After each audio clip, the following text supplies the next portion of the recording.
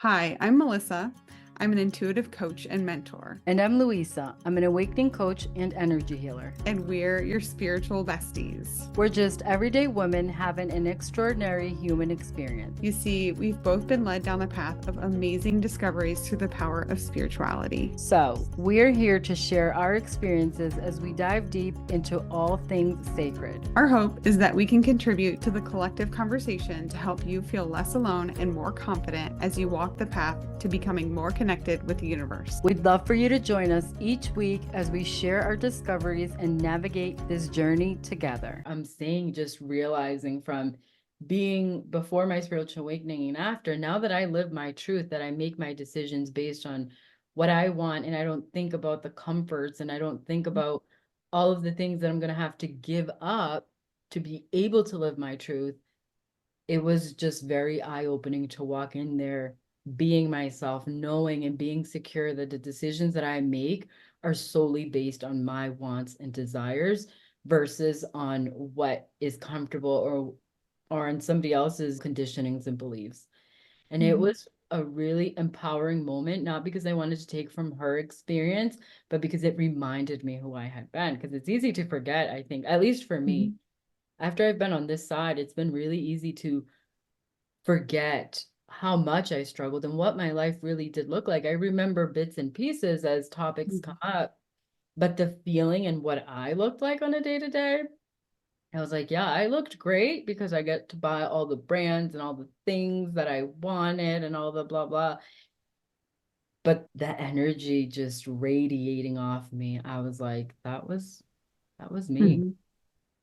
Yeah. Yeah, and I think it's funny you bring that up because I think that's one of the things that, you always like hear that sort of once you start to realign yourself and once you start to move into this space of more discovery and figuring out what really does matter to you and you start leaning in and feeling your feelings and also like Thanks. focusing on how you're feeling and being intentional about it. I think that you hear that the way relationships change. You hear like things will change quickly, relationships will change quickly. That it's funny because that has been one of the biggest struggles for me in going through this journey and the way I feel like I'm being led is that all of a sudden now, when I'm around these other people who I've spent years being around and like friend groups and things, like the stuff that I notice and protecting my energy or like realizing, like hearing them make these comments or say these things, and I'm like, oh my gosh, I don't relate anymore. And that is really hard because you've had these relationships and you've had these friendships and it's how and you're hanging out with these people and you're just like, I don't relate anymore. I don't feel like I belong here anymore. And do I just come out of authenticity? Do I just, and I think that happens a lot. That happens for me a lot. I'm just like, okay, just enjoy yourself, have fun here, participate in the conversation. And then it's, oh, yeah, that doesn't feel right anymore. And then it's like, well, how do you just not talk to them anymore? I don't know. How do you just move on from that? And then I think that is actually one of the things that's happening for me right now is that like finding sort of my new circle. And I think that's why a lot of people are being put in my life, both like in person and also obviously connecting online. But I think that is part of what's happening for me now is finding my sort of new, more aligned group of people to talk to and who are like, yeah, we both feel this way. Like we can have these conversations. And one of the things, because it is a journey, so I feel like I went through that a little bit earlier, where actually for me, even going back to before my awakening, I always struggled with friendships, always. And I could never understand why. I always knew that I was a little different, but I looked the same as everybody else, right? All my decisions were like based on the same. And, I drove the same kind of cars and I did the same activities that their families did. So I could never quite understand why I struggled so much. And not that there weren't people that wanted to befriend me. There was way too many, more than I was interested in, but I couldn't connect. Like I could not. And I knew that for me, that was important. And I couldn't put it into words then. Now I know. What's happened for me, I went through a period of having to make really difficult decisions, cut people off, even family members. But family members, aside from the first batch of cutting family members off that I went through a few years ago, when I went through my awakening, it was I cut people off that were in my life day to day. And there was a grieving period. I had to Mhm. grieve that because these were people that, for the most part, were a part of almost my daily life. And it was really difficult to understand that there was nothing else that we had in common. It was really difficult for me to accept that the amount of energy that it took to try to be in that space with that person was Mhm. more than I was willing to put out, like for that one relationship. It Mhm. just wasn't something I was willing to do. I wasn't willing to compromise myself like that anymore. And I also wasn't willing to flow in their flow, which if you're in any type of relationship, there has to be a meeting ground. There has to be some point of connection. Not that they all have to be, but there has to be at least one. Not because I wasn't willing to make the compromise to be in a relationship, but that every compromise that I was willing to make, I wasn't going to meet them. It was still too much for me, what was required to meet them at any one level.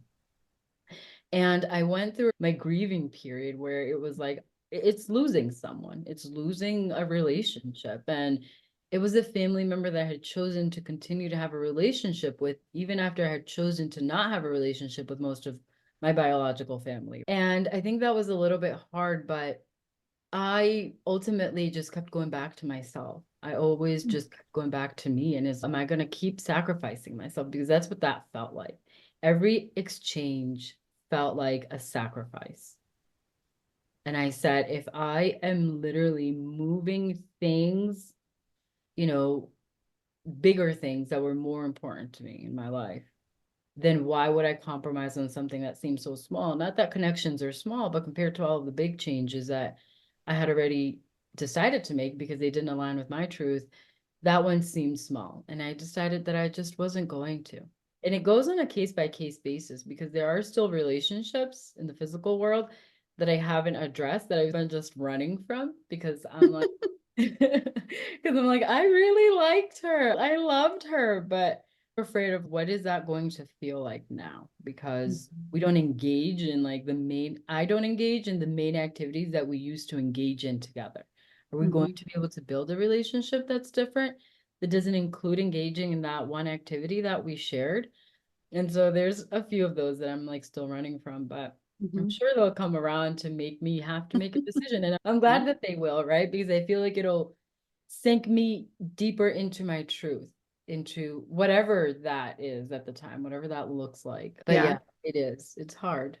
It is a it bit. is. And I think I should also add that I have also had relationships with other people that have been able to move with me too, because Yeah. it's funny because I've found other people in my life who, when I was like, okay, I'm just going to be much more authentic and be much more myself, and I will speak the way that like resonates with me and talk about the things that are important to me and resonate with me. And the other people are like, oh, yeah, like same here. And it turns out like then we can have this whole other conversation that's so much deeper and like this different conversation than what we were having previously, right? And so it's, oh, wow, like I didn't know any of this about you. And so I do feel like that's also happened to me too, which is crazy and great, right? When it's, I feel like I know these people better now, and I feel like, oh my gosh, like this is our relationship has evolved in a really good way once I was able to show up more authentically. And then it's, oh, now they're comfortable to kind of do the same. And I'm like, oh, okay. And so that is one thing that I have started doing more is just not masking and not showing up in this way that I don't feel is really truly me now that I have more of a sense for what is truly me and just showing up in that way and being there in that way. I think sometimes it's, oh, that turns out that it was a really good thing and that we really are still on the same level. We just didn't really know it before. We didn't connect in that way before. So that's been really cool too. That's super cool. You know what I love about that is that we talked about permission before, but I feel like once we open the door, and I feel like this is why you and I are agents of change, is Deb and I look at us is because once we open the door, it's really amazing how many other people will open theirs too. And it's, oh, okay, that's a door for you. I have that door Mhm. too. I was just hiding it too. So yeah, Yes. I think that's a beautiful example of that. And it is true. I think that honestly, once we start showing up more authentically, one of the things that has happened about a few people in my life that I do care about deeply is like now they realize if you want to stay around, you kind of have to keep up. And so it's expedited. And not that they do it for me, but I think it's like me opening that door to being like, this is all I'm being with you is authentic. And what you do with that is up to you. Mhm. And made them do their own work to be like, okay, I'm getting there, Mhm. I'm gonna meet you there. And I feel like that is the beauty of being even of this, right? Of us being able to share this with people, with whoever wants to watch and listen, is because when we open the door, it's amazing what happens, right? We all want to be our authentic selves. And some of us don't know what that is because I had no idea. Um, but we all want to be able to explore Mhm. that without feeling judged and without feeling like we're going against the grain, because that I think is a big thing. Mhm. Where when we first come out, because of all this conditioning and all of these societal expectations, it's very easy to be ridiculed, and nobody wants to be that. Nobody wants to experience that. Mhm. So when you and I take the plunge and we're like, hey, it's okay, everybody else thinks we're weird. It's fine.